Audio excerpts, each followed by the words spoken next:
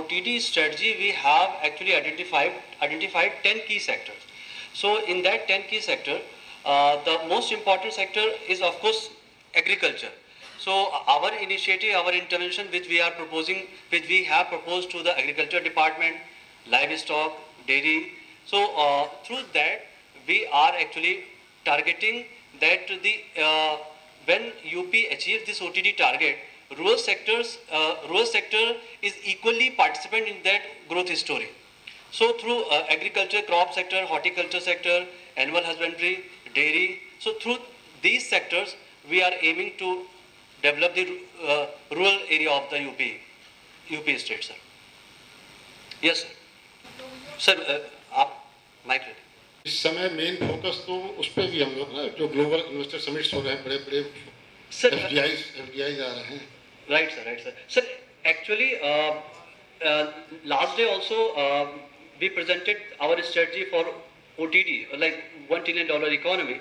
In that, as it was highlighted, that we are aspiring for secondary sector-led growth. So in that, manufacturing and the industry, of course, they are the prime sector that is going to add value to the UP economy. So of course, sir, you are right that through this investor summit, global investor summit, we are trying to attract the investor in the UP, and there has been lots of proposition to change. Trying to add is that, as sir has asked about the rural development, so I said that through agriculture, through horticulture, crop, through these sector, we are actually trying to like rural sector equally participant in this UP $1 trillion growth story, sir. Thank you. So ma'am, for this sector, we are going to talk about the fishery, because fishery is also. Pandey Deloitte के साथ सलाहकार हूँ। मैं department of fisheries के साथ काम कर रहा हूँ फॉर आवर OTD प्रोजेक्ट। तो जैसा कि आज फिशरीज एक टॉपिक था, तो आज हम फिशरीज के बारे में बात करेंगे। शुगर केन के लिए आज लोग यहाँ पे हैं, बट कल उसके बारे में प्रियांक ने बात की थी। इन केस आपको कोई भी क्वेश्चन है कि हम OTD में क्या करना चाह रहे हैं या फिर कोई भी आपका डाउट है, तो आप हमारी टीम को रीच आउट कर सकते हैं। आपके शुगर केन रिलेटेड डाउट्स वहां से क्लियर हो जाएंगे। Yes, for sure. Next was rural development. Sir, rural development का जो रोल है वो सारा अवेयरनेस एंड एजुकेशन पे है। तो जब हम ये सारी चीजें टारगेट कर रहे हैं, तो इसके थ्रू पूरा कंट्रीब्यूशन उन्हीं लोगों से आ रहा है जो गांव में है। तो जो फार्मर्स हैं, जो फिशरमैन है, जिसके बारे में मैं बात करूंगा, वही ये ग्रोथ में सपोर्ट करेंगे। तो जो रोल है वहां पे ग्राउंड स्टाफ का अवेयरनेस बढ़ाना, एजुकेशन पे काम करना फार्मर्स की, एंड सेल्फ हेल्प ग्रुप्स की जो गांव में काम कर रहे हैं, इन क्वालिटेटिव मेजर्स से हम वो ग्रोथ देख पाएंगे। क्वांटिफाइबल मेजर्स हम यहाँ पे कैलकुलेट कर ही रहे हैं, जो कि हमने कैप्चर किए हैं सर। तो बहुत सारा क्वालिटेटिव रिक्वायरमेंट है ग्राउंड स्टाफ का, जो आप लोग लीड कर रहे हैं नीचे डेवलपमेंट ऑफिसर्स को। सो इसी के बाद हम स्टार्ट करते हैं फिशरीज का टॉपिक। तो ओवरव्यू कृषांग ने ऑलरेडी दिया था। हमने पहले रिपोर्ट्स एनालाइज करी थी, उसके बाद हमारे सारे डिस्कशंस हुए हैं डिपार्टमेंट के साथ और अदर स्टेक होल्डर्स के साथ। फार्मर्स डिस्ट्रिक्ट विजिट्स हमने कुछ किए थे। पहला पूरा फेज वाज दिस ओनली। उसके बाद हमने 79 अपॉर्चुनिटीज आइडेंटिफाई करी थी अक्रॉस सेक्टर्स। तो ये सेक्टर्स आपको सारे दिख रहे हैं। इन सेक्टर्स के रिलेटेड आपको कुछ भी कभी भी कोई क्वेश्चन हो तो आप पूछ सकते हैं। आज फिशरीज के बारे में हम बात करेंगे। तो फिशरीज में हमने 3 मेजर अपॉर्चुनिटीज आइडेंटिफाई करी थी फेज 1 के लिए, फेज 2 के लिए एक। इसके बाद हमने एक चार्टर डेवलप किया था कि हाउ हम कैसे ये अचीव करेंगे। तो हमने बिजनेस रैशनल दिया है। उसके बाद एक्शन प्लान एंड टाइमलाइंस हैं, जो कि हम ऑलरेडी आज इम्प्लीमेंटेशन फेज में है। Q2 में, अब Q3 शुरू हो गया है, तो वो हम डिपार्टमेंट के साथ हर क्वार्टर वो टारगेट्स अचीव करने की कोशिश कर रहे हैं। मॉनिटरिंग मैकेनिज्म हमारे ऑलरेडी सेट हैं। हमारे ACS सर के साथ मीटिंग्स होती हैं, एंड उसके बाद CS रिव्यू अभी अगले हफ्ते है। तो इस तरीके से हम लोग इसको अप्रोच कर रहे हैं। तो इसमें 2 चीजें इंपॉर्टेंट हैं। एक है डिपार्टमेंट लेड इम्प्लीमेंटेशन, और उसके बाद जो सपोर्ट डिपार्टमेंट को चाहिए, जो डेलॉइट दे रहा है, अपार्ट फ्रॉम स्ट्रैटेजी जो हमने पहले कर चुकी हैं। आगे बढ़ते हैं। तो फिशरीज में हमने 3 अपॉर्चुनिटीज आइडेंटिफाई करी थी, जैसा आपने देखा पिछले स्लाइड में। पहली है बेटर रिसोर्स यूटिलाइजेशन। अब रिसोर्स यूटिलाइजेशन पे मैम ने अभी बताया था कि यूपी ऑलरेडी 50% पे है ओवरऑल यूटिलाइजेशन से, तो ये बहुत बड़ा कंसर्न एरिया है, ये हमने एक मेजर अपॉर्चुनिटी देखा है, तो बहुत ही लो हैंगिंग फ्रूट है अगर ये अचीव हो जाता है हमारे स्टेट के लिए। दूसरा है productivity. Compare to developed states in fisheries at least, Andhra Pradesh, Odisha, Haryana नहीं बट वेस्ट बंगाल, ये फिशरीज में थोड़ा आगे हैं, चाहे ओवरऑल कंट्रीब्यूशन कम भी हो बट इनकी मेथोडोलॉजीज बहुत एडवांस है।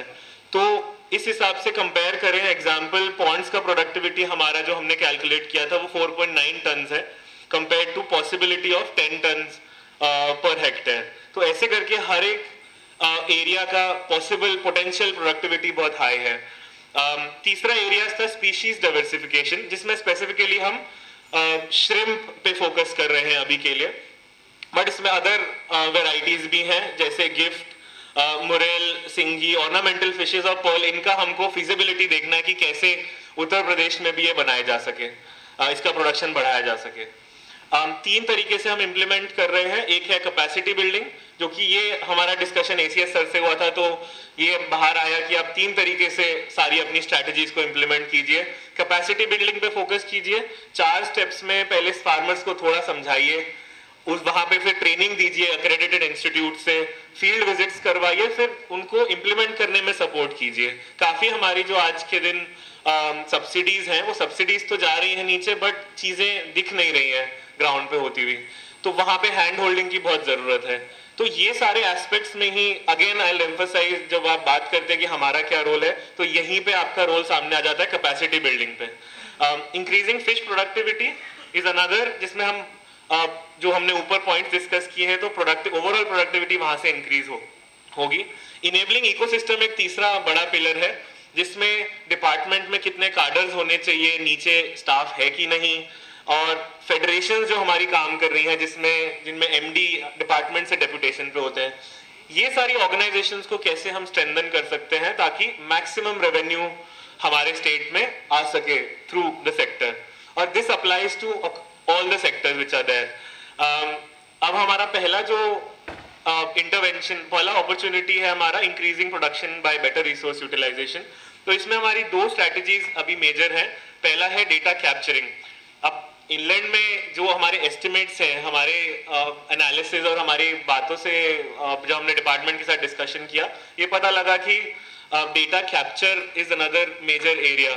तो हम उस पर काम कर रहे हैं कि कैसे इंस्टीट्यूट्स को शामिल किया जाए ताकि हमारा प्राइमरी डेटा कलेक्ट हो पाए। आज के दिन अगर आप बोल रहे हैं हमारा फॉर एग्जांपल 100 हेक्टेयर है, बट एक्चुअल में वो 200 हेक्टेयर है, ये हमारा हाइपोथेसिस है। तो ये हम करने की कोशिश कर रहे हैं सबसे पहले, ताकि हम आगे स्ट्रैटेजी बना सके कि कैसे उसको बेस्ट यूटिलाइज करना है। सेकेंड, पॉलिसी इंटरवेंशंस की जरूरत है ताकि वो रिसोर्सेज अच्छे से यूटिलाइज हो, जिसमें हमने 3 में डिवाइड किया है, रिजर्वॉयर्स और रिवर्स और ग्राम सभा पॉन्ड्स। इन तीनों में कुछ पॉलिसी चेंजेस की एक अपॉर्चुनिटी है जहां पे एक अच्छा प्रोडक्टिविटी लिया जा सकता है इन रिसोर्सेज से। रिजर्वॉयर्स में फॉर एग्जांपल केज कल्चर को स्ट्रीमलाइन किया जा सकता है और ज्यादा, रिवर में रैंचिंग के अराउंड काफी अपॉर्चुनिटी है, और ग्राम सभा में आप देखिए एक बहुत ही स्पेसिफिक पॉइंट जो हमारे डिस्कशन से आया था, 1 से 2 हेक्टेयर के जो पॉइंट्स हैं वो यूज नहीं होते हैं ढंग से। अगर उनको आप ओपन कर दे पब्लिक के लिए, they can lease out and उसमें से वो प्रोडक्टिविटी ले सकते हैं। रियरिंग एक बहुत बड़ा एरिया है जो कि यूज किया, रियरिंग हो सकती है इन छोटे पॉन्ड्स में। तो ऐसे करके हमने अपॉर्चुनिटीज आइडेंटिफाई करी थी जिन पे हम काम कर रहे हैं। Second is increasing productivity. इसमें हमारी 3 मेजर स्ट्रैटेजीज हैं। पहला है क्वालिटी इनपुट्स। अब इसमें हम जिसपे आज हमने ड्राफ्ट फीड बिल सबमिट किया हुआ है, जिसपे हम कमेटी बनाने वाले हैं रिव्यू करने के लिए। आंध्र प्रदेश की ऑलरेडी रेगुलेटेड है फीड एंड सीड एक्ट, तो उसी तरीके से हम भी कोशिश कर रहे हैं कि हमारा पूरा जो फीड सेक्टर है वो भी ऑर्गेनाइज सेक्टर की तरफ बढ़े ताकि कंट्रीब्यूशन उसका दिखे जीएसडीपी में। उसके बाद रीजनल बेस्ट प्रैक्टिसेस एक मेजर एरिया जो कि एग्रीकल्चर में काफी अच्छे से इस्तेमाल हो रहा है, मॉडल फार्मर्स अप्रोच, वो हम फिशरीज में अभी नहीं कर पा रहे हैं। एक तो कैलकुलेशन के इश्यूज हैं और लोग भी बहुत कम है जो बेस्ट फार्मर्स जिसमें आप हर डिस्ट्रिक्ट में आइडेंटिफाई कर पाए। तो अभी हम बेस्ट प्रैक्टिसेस आइडेंटिफाई कर रहे हैं। इवेंचुअली हम चाहेंगे कि मॉडल फार्मर्स बन सके जिनके, ताकि वो जो बेस्ट प्रैक्टिसेस है वो स्प्रेड हो पाए गांव-गांव में। जो कुछ फार्मर्स आज भी ट्रेडिशनली फार्मिंग कर रहे हैं 30-40 साल से, बट कोई पढ़ा लिखा फार्मर आके उसकी 10 गुना इनकम कमा के जा रहा है। सो ये बहुत ज्यादा यहाँ पे डिफरेंस है जो कि हमको कम करना है। Third, cage culture, RAS and species diversification. अब RAS में भी सेम वही इशू है, सब्सिडीज अवेलेबल है बट ऑन ग्राउंड प्रोडक्टिविटी जितनी मिल सकती है उतनी नहीं मिल रही है। तो वो कैसे हम इम्प्लीमेंट कर सकते हैं अपना कैपेसिटी बिल्डिंग या फिर ट्रेनिंग इनिशिएटिव्स, ताकि फार्मर्स इसका बेस्ट तरीके से यूज ले पाए। जो हमारा तीसरा अपॉर्चुनिटी है जिस पे हम काम कर रहे हैं वो है species diversification, specifically focusing on shrimps.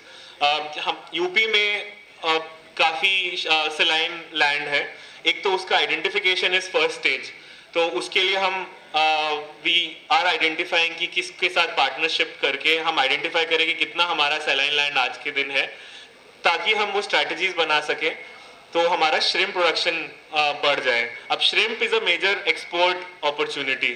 Haryana आज के दिन 1000 हेक्टेयर पे श्रिम्प प्रोडक्शन करता है, श्रिम्प के FPOs हैं, तो उसको हम एज एन इंस्पिरेशन ले रहे हैं कि हम भी अपने स्टेट में जो हमारा सलाइन लैंड है, नमक की मात्रा जिसमें ज्यादा है, उसको हम भी बिल्ड कर सके और एक्सपोर्ट किया जा सके। एग्रीकल्चर के कंपैरिजन में अगर आप बात करें तो ये लो वॉल्यूम और हाई वैल्यू है। अब जितना आप खेती करेंगे उसमें आप इतना पैसा नहीं कमा पाएंगे अगर आप उतने एरिया में श्रिम्प कर रहे हैं। तो श्रिम्प और फिशेस ओवरऑल बहुत ही बड़ी अपॉर्चुनिटीज है देखा जाए तो, बहुत वैल्यू के रिगार्डिंग। अब इसमें हमारी जो स्ट्रैटेजीज हैं वो है, पहले हम पोटेंशियल रीजन आइडेंटिफाई करना चाहते हैं by partnering with accredited institutes या फिर स्टार्टअप्स। उसके बाद हमको क्लस्टर फॉर्म करने हैं, FPOs फॉर्म करने हैं, ताकि ऑर्गेनाइज्ड वे में आपका प्रोडक्शन हो पाए। और थोड़ा वल्नरेबल सेक्टर है तो बहुत इश्यूज होते हैं इसमें, मोर्टेलिटी बहुत हाई रहती है, तो ये सारे इश्यूज हमको ऑन ग्राउंड देखना पड़ेगा कि कैसे हम एनहांस कर सकते हैं अपनी प्रोडक्टिविटी। आखिरी है फार्मर ट्रेनिंग एंड सपोर्ट। अब अक्टूबर एंड में हमने ऑलरेडी फार्मर्स का एक ट्रेनिंग ऑर्गेनाइज किया, जब हम हरियाणा विजिट करवाएंगे फार्मर्स को डिपार्टमेंट के साथ मिलके, तो वहां पे ऑलरेडी पायलट फार्म्स हैं जिसके थ्रू दे लर्न कि कौन सी प्रैक्टिसेस वो भी यहाँ पे ले सकते हैं, FPOs कौन से हैं जो एडवांस्ड हैं, एक्सपोर्ट कैसे कर रहे हैं। तो ये सब चीजें हम सेंसिटाइज करवाने की हमारी पहल है फार्मर्स को। आगे फिर हम इसी पे स्ट्रैटेजीज बनाएंगे डिपार्टमेंट के साथ मिलके, स्कीम्स के थ्रू, कि हम कैसे उनको और सब्सिडाइज कर सकते हैं। ये हमारे 3-4 एरियाज थे जिन पे हम आज के दिन काम कर रहे हैं। उम्मीद यही है कि आज फिशरीज के भी लोग हैं कि इन स्ट्रैटेजीज पे जब हम आपसे रीच आउट कर रहे हैं या फिर डिपार्टमेंट जब कोई स्ट्रैटेजी बना रहा है, तो कोई भी अगर ग्राउंड लेवल पे इशू आते हैं तो आप हमको भी बताइए, डिपार्टमेंट को भी बताइए, और आपके कुछ सुझाव हैं तो प्लीज रीच आउट कीजिए। मैं नंबर बता देता हूं अपना, फिशरीज में कोई भी अगर ग्राउंड स्टाफ है, 7835838891 मेरा नंबर है, तो you can reach out to me. कोई भी आपको लगता है कि GSDP बढ़ाने के लिए अगर हम कुछ भी कर सकते हैं फिशरीज में, स्पेसिफिकली एग्रीकल्चर में भी, तो आप प्लीज रीच आउट कीजिए। प्रियांक का नंबर मैं शेयर कर दूंगा यहाँ पे, मैम आपको मैं शेयर कर देता हूँ, तो आप डेलॉयट टीम से कभी भी कांटेक्ट कर सकते हैं इसके regarding. Thank you so much. Any question? Production का एस्टिमेट जो है वो रेवेन्यू पॉन्ड्स के बेसिस पे बनता है, और उसके अलावा भी पॉन्ड्स और वाटर रिसोर्सेज हैं। यस। और क्या उनको कैप्चर किया गया है और क्या उसकी इंफॉर्मेशन हुई है? क्योंकि कुछ स्टेट्स में जो मुझे पता है कि उन्होंने सैटेलाइट इमेजेस के थ्रू वाटर आइडेंटिफाई किए हैं। Andhra is one, Assam is another, Bihar, Odisha, Bihar also they are doing it. तो उसके बारे में क्या कार्यक्रम चल रहा है? यस, तो जो जैसा मैंने आपको बताया था, आज के दिन अलग अलग डिपार्टमेंट्स के पास डेटा स्कैटर्ड है। रेवेन्यू के पास अपना डेटा है, इरिगेशन के पास अपना डेटा है, बड़े रिजर्वॉयर्स का डेटा उनके पास अवेलेबल है। बट यहाँ पे प्रॉब्लम है, एक तो वो इंडिविजुअली अपना सिर्फ डेटा देख रहे हैं। ये ओवरऑल स्टेट के लिए हम ट्राई कर रहे हैं कि CIFRI is an institute, ICR institute, जो कि पूरा डेटा कैप्चर करता है सैटेलाइट इमेजेस के थ्रू। तो ओडिशा, बिहार, आंध्रा, इन सब के लिए उन्होंने पूरा सैटेलाइट मैप के द्वारा पूरा एक डेटा एनालिसिस किया है कि आपके स्टेट में इतने पॉन्ड्स हैं, अब ये सारे चीजें कवर कर लेगा। तो हमने प्रपोजल उनसे मांगा है, इस हफ्ते हमारे पास प्रपोजल आएगा। और नवीन सर यहाँ पे हैं, एसएसएस स्कीम के अंडर ही हम कोशिश कर रहे हैं कि हमको एक अच्छा प्रपोजल मिल जाए जिससे यूपी का, this will be the first time कि हमारे पास एक वैलिड प्राइमरी डेटा अवेलेबल होगा जो कि फ्यूचर स्टडीज के लिए इस्तेमाल हो पाएगा। तो अर्बन पॉन्ड्स फॉर एग्जांपल आज के दिन कहीं कवर ही नहीं होते, ना रेगुलेटेड है। तो अगर पता लगा कि वही एक बहुत बड़ी अपॉर्चुनिटीज है, तो ये सब आइडेंटिफिक मैपिंग के बाद सर पता लगेगा। तो ऑलरेडी इन प्लेस है ये चीज। सिफरी सर, सिफरी सिफरी सिफरी भुवनेश्वर। हाँ जी, यस यस।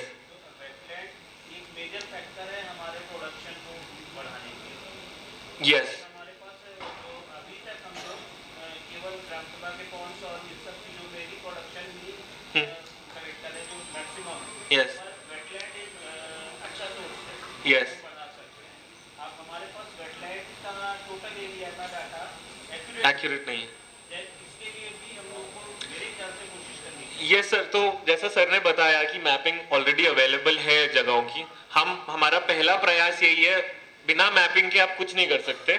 आपका जब तक पता नहीं है कि मेरे पास इतना हेक्टेयर वाटर बॉडी है जो कि वेटलैंड है, तब तक आप कोई स्ट्रैटेजी ही नहीं बना पाएंगे, आप जस्टिफाई नहीं कर पाएंगे सेंटर को कि हमको इसके लिए कोई स्कीम दीजिए।